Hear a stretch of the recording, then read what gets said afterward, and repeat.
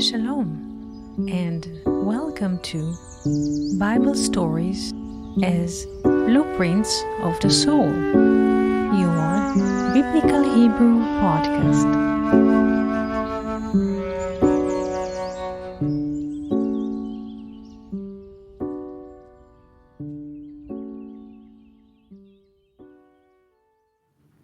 How are actions, in a way, testifying faith or belief, tikva, hope, tochelet, beginning?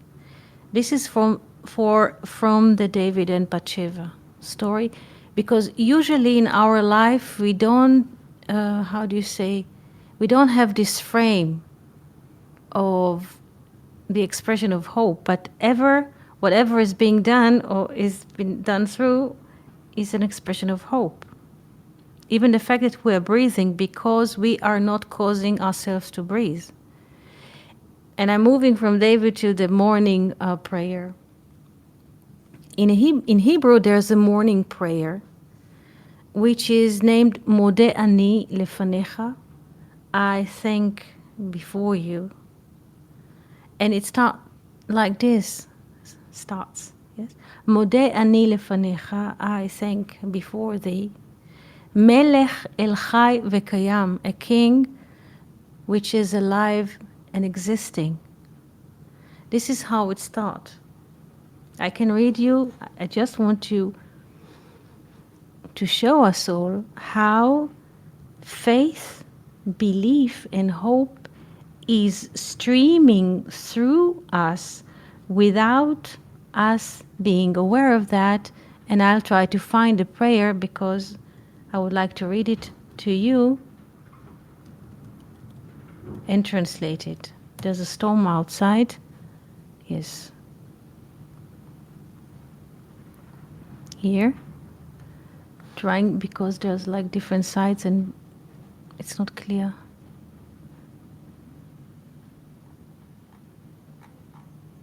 מודה אני לפניך, מלך אל חי וקיים, שהחזרת בי נשמתי בקרבי, בחמלה רבה אמונתך. Look, let's read it together. מודה אני לפניך, I thank before thee, מלך חי וקיים, living, existing king, infinite, שהחזרת בי נשמתי, that you return my soul into me with a great compassion. How deep is your belief in me? The fact that we wake up in the morning is a great act of belief. It's not for granted that we are waking up in the morning. Some people, they go to sleep, they don't wake up. So the first morning prayer in Hebrew is Modeh Ani Lefanecha, I thank before thee, great, living king, existing king, that you return my soul into me. How great in compassion you are, because you believe in me, because the fact that there is a returning of the soul to the body, it means that there's a great faith. The infinite believes in us, otherwise we were not breathing here. So just this is an example. Even if we don't believe, with the mind, with the brain, I have a depression, I don't have a mood, I'm lazy, I'm daisy. The infinite has belief, has hope, has trust in us, because the fact that we are waking and breathing in the morning, this is not for granted. Another example of daily living, of how faith is working through us. Let's take it from the biblical story of David and Bathsheba. David was a king. Bathsheba was married to Uriah. And He fell in love with her, and there was a romance between them, and she's a married woman. So he was trying to remove her husband, so to speak, from the frame, from the picture, and he sent Uriah for the war to appear in the first line, and the one who is standing in the front line in war has a lot of, let's say, chances to be killed. Okay, so Uriah is there in the battle. Bathsheba is with David, and she's conceived, and not from her husband, but from David. It's in a way outside of the marriage, pregnancy. But the pregnancy did not continue because of the complicated, let's say, data around it. And David was praying all the time that the pregnancy will continue. So he was like fasting and praying and like asking that this will, let's say, fetus will live and so. But once it was clear that this pregnancy goes nowhere, he just removed his dresses and took a bath and took his beard and anointed himself with oil. Yes, so we don't think about it. This is just an example from the biblical story. But we don't have this frame of reference that even daily actions, which we would not consider them as important, yes, washing, yes, to have hygiene life, and of course, yes, but this is an act of belief. To wake up in the morning, to shower, shampoo, and all what is needed around it, taking care of, let's say, nature. This is an act of belief.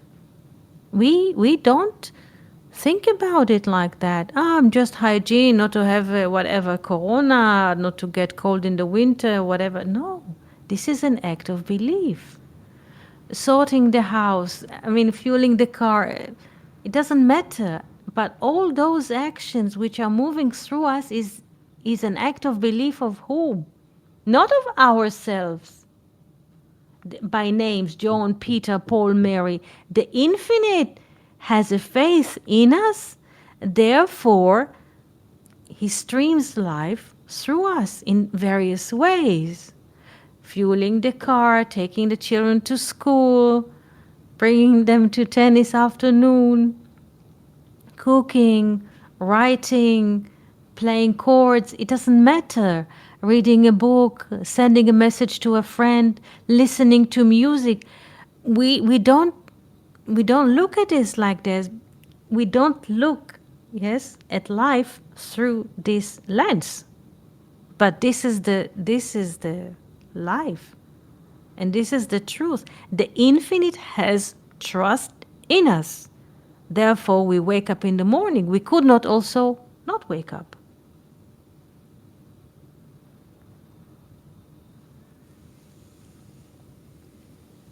And we can say, there's a word in Hebrew, tikva. Tikva. Luria, he was a great teacher of the 16th century. He says, what is tikva? You can open the word tikva, hope, into two parts, tik and va. Tik is like a bag, like a sack.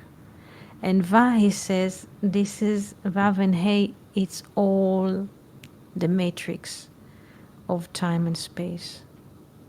So all the matrix of time and space is being held in this pocket, in this bag called tik. Tik in Hebrew is like a tote bag. Tik. Tikva. Vav and hey, yes, is the matrix of space and time. And va is in a way being carried by the tik, the tote bag, yes, is holding the whole matrix of space and time. This is one, yes, reference to look at it. Another reference is that in the word tikva we have kav. which is a line. So once there's a hope, yes, there's like unseen line of communication. You can see a telephone line, you can see a telephone cable, yes, but hope is an unseen communication. Hope is usually in the heart. It's not to be seen. Another relation to tikva is mikveh. Mikveh. Have you heard the word mikveh? A source of water in which people are dipping in. Source of water. Have you heard this name before? When people are going to dip. Have you heard this before? Mikveh, Abigail, Yanis. Yes, yes. Mikveh. Mikveh. It's a verse from the Bible. Mikveh Israel. Yeah, the being, yes, is the source of hope. Mikveh Israel Hashem. This is the verse from the Bible. Mikveh Israel Hashem. Mikveh is a lake, a source of water, pure water. Let's find the correct paste. 1 second.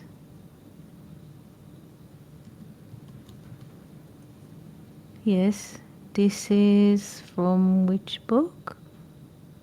Jeremiah 17:13. Jeremiah 17:13. Mikveh Israel Hashem. The being is a source of hope to Israel, to the tree of life. Mikveh, mikveh has the same letters like tikva. Look, mikveh is a source of water, mikveh. And here you could look at tikva. When mem is 40, yes, mem is 40 and tav is 400. So you see, it doesn't change it. Mikveh Israel Hashem. There is a school here that they established in the last century, agriculture school, because there were many immigrants that were coming, and it was like a boarding school to learn agriculture and to help people settle the land. And the name of the school is Mikveh Israel. Not just a source of water, mikveh, like from the Bible, from chapter 1 in the Bible. Yikavu hamayim, gather the water. This is what happens in the first chapter of the Bible. As regarding to the third day. Yikavu hamayim el makom echad. That all water will gather and assemble to one place. Yikavu will assemble, will gather from kav. Yes, will gather into one place. Mikveh, like one source of water. So, again, and we can see when in day 3, when there's a saying, Yikavu hamayim, that all the water will be gathered and assembled together. Yes, suddenly there's what? There's a dry land to be seen, like stable dry land. There's like stopping of movement, and there's like a solid ground. Mikveh, tikva. Mikveh is a source of water when people are dipping it. And this is also why people go and dip. When people are sometimes depressed. Some people are taking it as religious obligation, yes. But some people, when they want to like feel fresh, and they go and bathe in the rivers or sources of water. Or take a shower. Whenever you take a shower, you go out, you're a different entity. We're not entities, but please notice the moments before you enter the shower and after you go out from the shower. It's completely different feeling, because sometimes you go out of the shower, out of the bathing, it's like completely different spirit. Yes, and the Spirit of God is hovering upon the face of the water, and you dip in the water and comes a new spirit. There was a beautiful visit that we had in Germany a couple of years ago, We were in a city called Worms. It's a city that used to move during the history between France and Germany, but now it's under this German. And we visited Rashi's house. Rashi, Rabbi Shlomo Yitzchaki, he was a great scholar, a great teacher. He lived in the 12th century in Germany, and he wrote the complete. It's almost unbelievable what he did in his lifetime, but he wrote interpretation, explanation of all the Bible, meaning 5 books of Moses and the whole Tanakh, meaning Torah, 5 books of Moses, Nevi'im, prophets, Ketuvim, the written, like Job, Tehillim, Mishlei, and so. Mishlei's Proverbs, Psalms, and so. So he wrote the explanation, interpretation to whole the Bible and also to the whole Talmud. There are 6 volumes of the Babylonian Talmud, and he wrote also interpretation for that. So this is something that even in our times with all technology is just amazing what he did. So we went to the city of Worms to visit his house, and next to it is like a compound of a room, a house, and also there's like a synagogue which attached to it, like a house of prayer. It was rebuilt because it was like in the war, Second World War, the city was like trampled by the war, but you can see through the lens of time that there's a compound that used to be once a house and a house of prayer. And if you go outside to the court and you walk the stairs in the stone, but it's very, very steep. It's not like modern stone. It's very, very ancient from the Romans time. So, because the city sits on ancient ruin Romans structure, so we took the steps down from the court of the house of Rashi, and then in the, how do you say, space in the rock under the stairs, there was a mikveh. A mikveh, like a source of water, meaning in the stone, in the rock, people dug by hand a space, like a space in the rock, like square, like a cube, and this cube is gathering water, and it was mikveh. People could dip inside to purify. Imagine now we have running waters. There's a water pipe running inside buildings and neighborhoods and cities, but 11th, 12th century in Europe, people used to, if they used to go and bath, it was like in rivers or lakes, if it's optional in the winter when everything is frozen and there's a snow and there's no so much communication, only like, how do you say, carriage, no cars or so. So in this Rashi compound, and when you go through the stairs, it's very, very steep, you discover a mikveh. This is amazing. This is just amazing.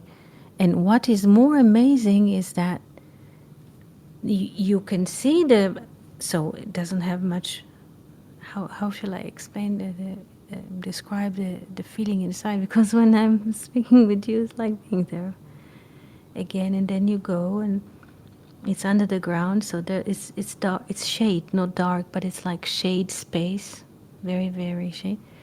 And you notice the water, and you can walk around this cubit, around this square that holds the water, and the walls, the rock is very wet. But when you lift your eyes or head upstairs, you notice a little frame, like a little window, not window, but opening for air, a little square, like let's say 60 centimeters on 60 centimeters. And this is what gives the light, yes, to that illuminates this mikveh. And it was like, wow. It was just amazing, because you can read in the books that how, because the water was not created, the water was there. And once we read that the water is a thickened light. And you, in this moment, in the mikveh, you could see what the sages are saying, because there was like a vague light coming from this opening. It was like, in a way, this opening was like Noah's Ark, but it was really, really little, just to stream a bit of light, not too much light, because people are bathing. And so you could see how the source of light comes from upstairs, like vertical source, goes into this cave and slowly illuminates not directly the water, and the water are dark because no direct light is coming. So, and the water are thickened than the light. It just was very, very, I don't know, nobody expect this. When you go, and we were, how do you say, invited by the host to visit, and we thought, okay, Rashi's house, and we read about Rashi's house in the internet, in Wikipedia, and blog posts, and people were like sharing photos of the synagogue, and there's also a little museum. And in this compound is everything is there. If you happen to be in Germany in Worms, it's amazing. So there's a little museum, and behind the glass there's like a book of prayer, and there's a Sefer Torah, a scroll, and its house, which has a dressing that was stitches and tailored by hand of many, many centuries ago. And there's all kinds of, let's say, cultural symbols that come with it. So it's a museum. So we read it's a museum. And there was a professor from one of the German universities. She was explaining everything. She was a professor, and she was installed in this house of prayers of Rashi, and she was sharing whatever she knew. And someone says there's a mikveh. We did not know. And this was such a... Everything was very impressive. The cultural, let's say, exhibition of his house, the ancient Torah book that was kept like 900 years old or so. There is a cup, I think, we took pictures. There was a cup of wine and so on. Shofar, I believe, also the horn. But when they say mikveh, and you go in those stairs, and just amazing. And they dug the mikveh according to the knowledge or the tradition. They say 40. There is cubit. The word cubit in English, in Hebrew, amah. This is the measure that we have according to human measuring. The space between the elbow and the palm, the hand, the elbow, the space or the length between the elbow of man, including the palm or the source of the palm, is called amah. Amah is a measure, it's a cubit in English. And the measures of the mikveh are also had been given to us. And the measure is 40 cubits. According to the mem value of mikveh is 40. So the space of the mikveh is 40 cubits. And this is amazing. Weinreb writes in one of his books, he gives the pure mathematics of mikveh. How does it go? And the more he goes to the mathematics and abstract the letters into numbers, behind the letters of mikveh and behind the numbers and 40, there's 144. This is Adam and Emet. Yes, Adam is Aleph Dalet Mem, is 1, 4, 40, and Emet is 1, 40, Mem 40, and Tav is 400. So even when you go to the word mikveh, which also the source of hope, tikva, and you abstract, and he dug all the abstraction, he took all the mathematics. Once we were sitting, I think it was even Corona times when Jeff Peterson was here still, you were sitting and abstracting the mikveh. You sit with the board and just taking numbers, you reach this equation, Adam Emet 144. So when people are using usually the mikveh, now we have showers, there are swimming pools. People say, hey, you don't have to take to bath in a mikveh also, because there are showers, there are swimming pool, there are showers at the shore. It's not about that. It's not. This is something completely, because just an example. This particular mikveh is curved in the rock, and it's not that it has like. It is amazing. It's not like modern building or some. I also visited here a modern space. It was completely like a swimming pool. It's completely different. You feel something very, very ancient about it. Even before, I don't know, before people could write or something. Very, very ancient relation. So what happens, why people go into the mikveh and they dip, and one of the conditions is not just, you dip also the head, not just the shoulders, the head also. And this is very important, this part. I remember I was here going, and the lady said, the head inside. She was like checking that everything is... The head, Rosh, the thoughts, the brain is in the head. Rosh, head, Resh is 200. This is duality.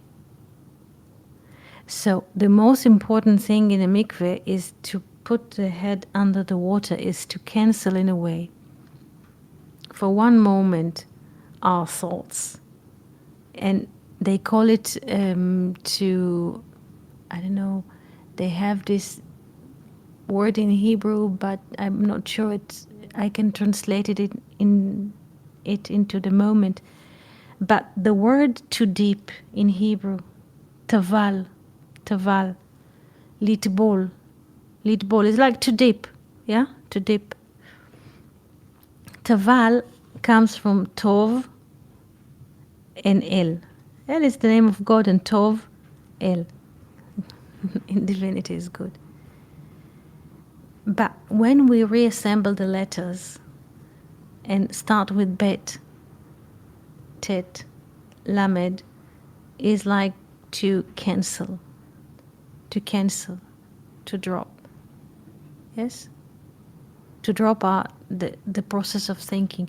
So what is happening in this acting of dipping in mikveh or in water?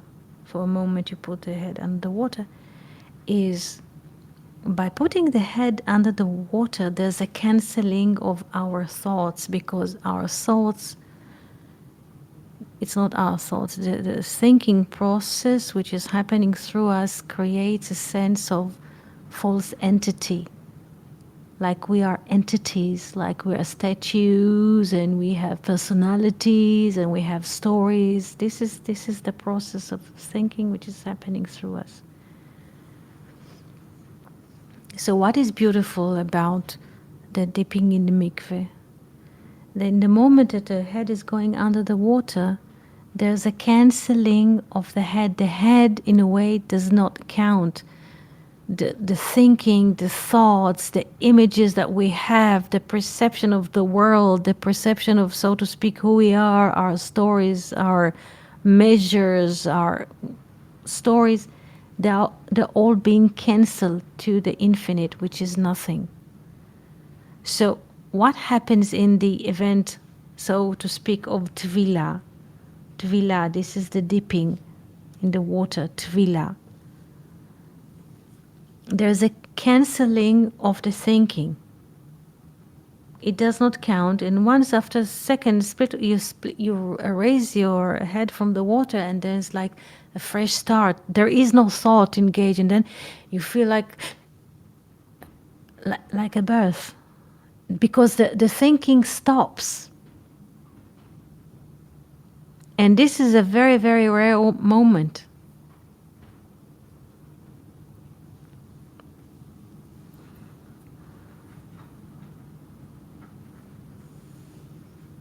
This is so beautiful.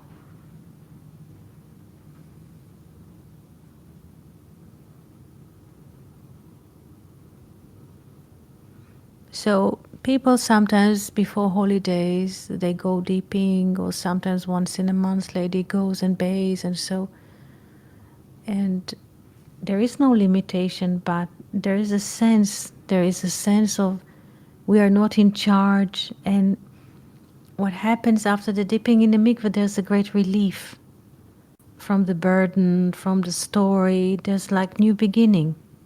Yes, like we said, mikveh, tikva. So why people are going and dipping? For hope. This is an act of hope. Yes, Yanis, what did you want to say?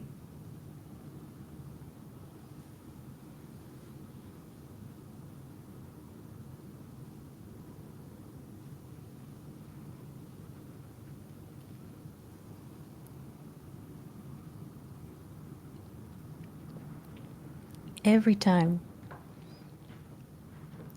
that we don't give much attention, find a mikveh wherever you are. And whenever we don't take seriously the thinking, which is quite mechanic, there's a great relief.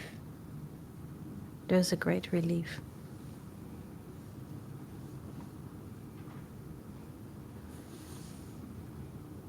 And this is so beautiful because the thinking process is mechanical.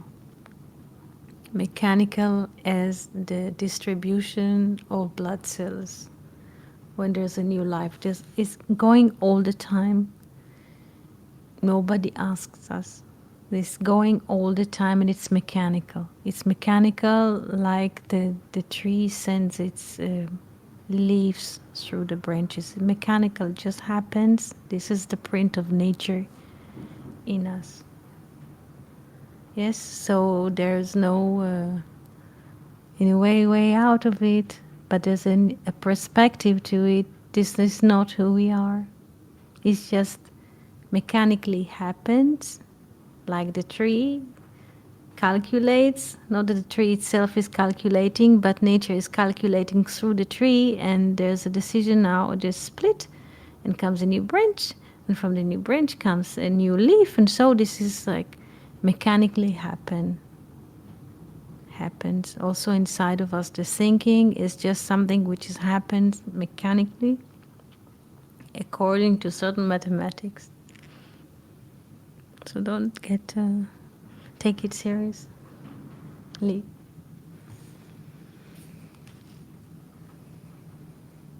So what did we learn today? Tikva, hope, and mikveh. So what is the relation between tikva, which comes from kav or unseen line, and mikveh, when all the waters are assembling to one place?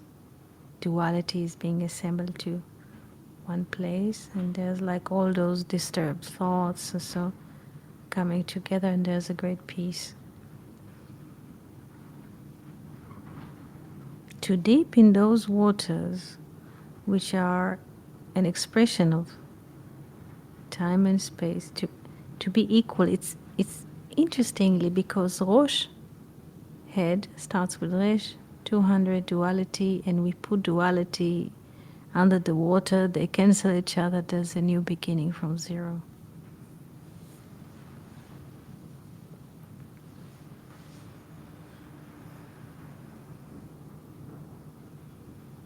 It's beautiful. Yes.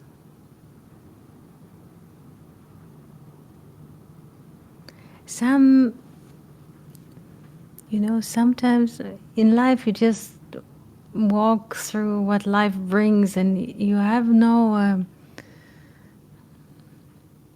how do you say, it just happens. Like this visit in Germany, in the city of Worms, and I was trying to write about it, and I was writing a letter. I remember in those days, you cannot express this, I think, what happened there. Just can't. If you happen to be in Germany, go and visit Worms and the house of Rashi. There's like a little house, and little museum, and there's like exhibition. There's a house of prayer, there's a court, and there's a mikveh, like ancient, curved by hand in the rock. I wish that everyone could have this, I don't know having, but if you ever, yeah, it's not a must. We did not expect, it just happened to us. But it's beautiful to share it.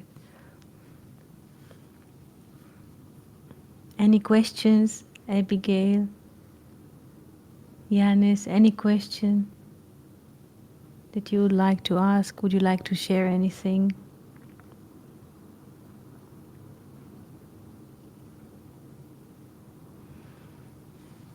If not, I would like to thank you so much for being here with us. Thank you, Abigail, for the donation, great donation. Thank you, Yanis. Wishing you all the best. There are photos here of the yerba mate. Yes, and I wish you good recovery and happy dipping whenever you are capable of it, if you feel like it. Thank you so much, and lovely week, and hope to see you after the storm. Thank you.